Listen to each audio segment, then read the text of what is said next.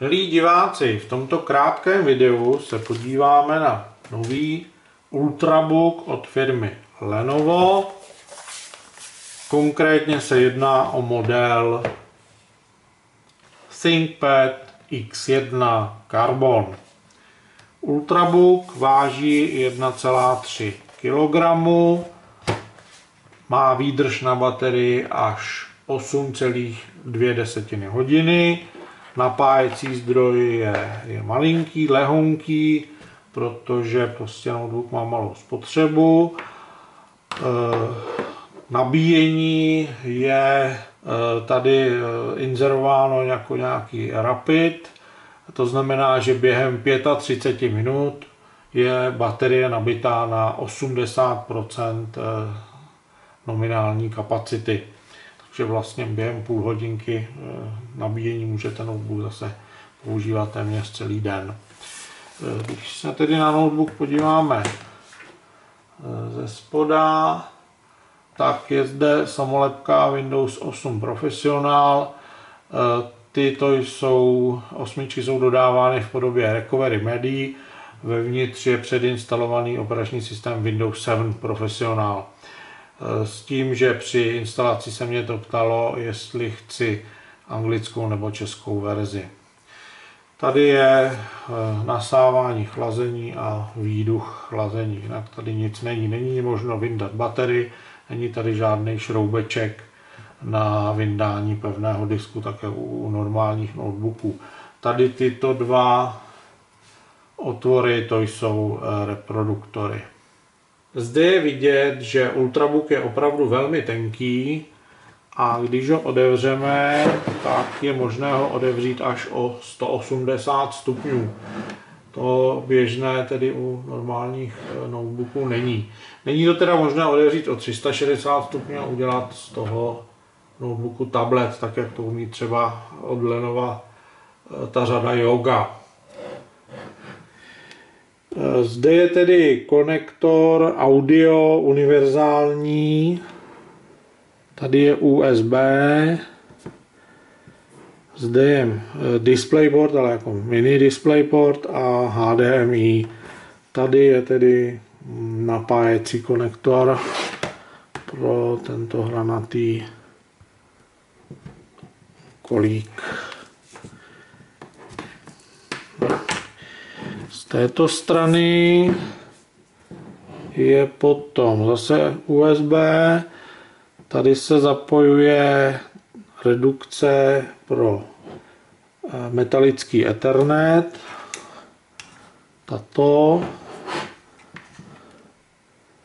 tady teda sundám krytku, aby bylo vidět ten detail. Ta velikost je něco mezi mikro USB a mini USB.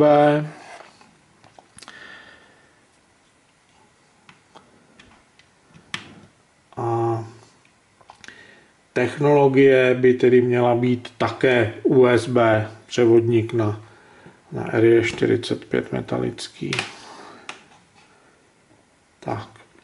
Pak je zde výduch chlazení, tady konec konců je i vidět mřížka chlazení a toto by mohl být otvor pro Kensington Key.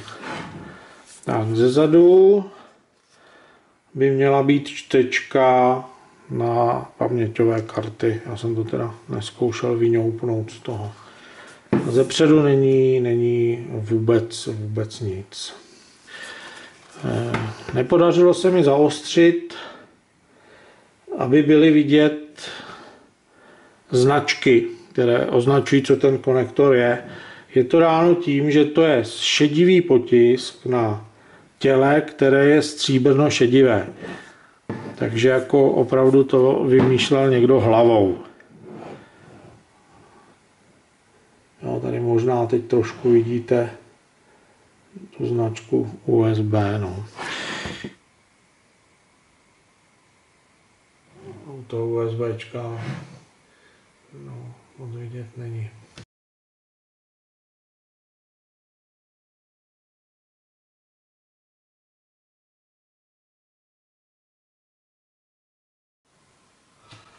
Napájecí zdroj Ultrabooku je vybaven konektorem, kterému se tedy říká buď trojlístek, nebo tak to vypadá jako Mickey Mouse, tak trojlístek nebo Mickey Mouse, to tady samozřejmě i šňůra, ale to není tedy dneska asi nic neobvyklého. Tak, co se ukrývá pod víkem? Samolepky, které prozrazují, že uvnitř je procesor Intel Core i5, tedy samolepka, která říká, že se jedná opravdu o Ultrabook, model ThinkPad, čtečka otisku prstů, zapínací tlačítko, touchpad, trackpoint a touchpad, dlouhý touchpad, panty. Ve víku je potom webkamera, 2 mikrofony a tady někde nějaké skryté čidlo, pravděpodobně tedy, které hlídá jas, ale to nevím jistě, to je jenom odhad. Ve specifikaci jsem nic takového neviděl zmiňovaného. Tak, klávesnice má podsvícení. Teď se podíváme na zoubek klávesnici. Vypadá úplně normálně, ale zdání klame. Největší překvapení klávesa Escape je na úplně nesmyslném místě. Ale budiš. Na zvláštním místě jsou také klávesy Home a End. Obvykle bývají někde v těchto místech. Klávesu Insert jsem vůbec nenašel. Stejně tak jako tlačítko FN pro přepínání funkcí také není přítomno a chybí numerická část a tyto klávesy, které tu numerickou část přes tu klávesu FN na notebookích obvykle zastupují, tak tady taky vlastně nejsou. A úplně chybí tady, zpravidla bývá, že F1 až F12, tak to tady prostě není. Leč je zde finta. Po zapnutí Ultrabooku je vidět, že na tomto dlouhém touchpadu se rozsvítily funkční klávesy F1 až F12. Nicméně tedy po nastartování operačního systému se ty dotykové plochy změní se jejich význam, že je vidět, že tam jsou prostě jiné ikony a zmiňované tlačítko FN, které chybělo zde, tak ono je vlastně tady, takže lze měnit funkce těch dotykových plošek. Po několikátém zmačknutí se vrátí opět funkční klávesy. Tady tato anténka je pro ovládání radiových zařízení, to znamená Bluetooth ve verzi 4.0 a Wi-Fi. Toto by měl být výstup na displej, respektive tedy na projektor. Toto je lampička, respektive podsvícení klávesnice. Tak, teď jsem trošku přeostřil, zabral jsem i trochu displej, aby bylo vidět, že tedy je spolu s funkčními klávesami aktivní i on-screen display, který tedy říká, co se děje. Po zhasnutí vidíme, že klávesnice je momentálně podsvícená. Teď je ještě víc podsvícená a teď je zhasnutá. Samozřejmě ten touch panel svítí stále, protože je to prostě displej.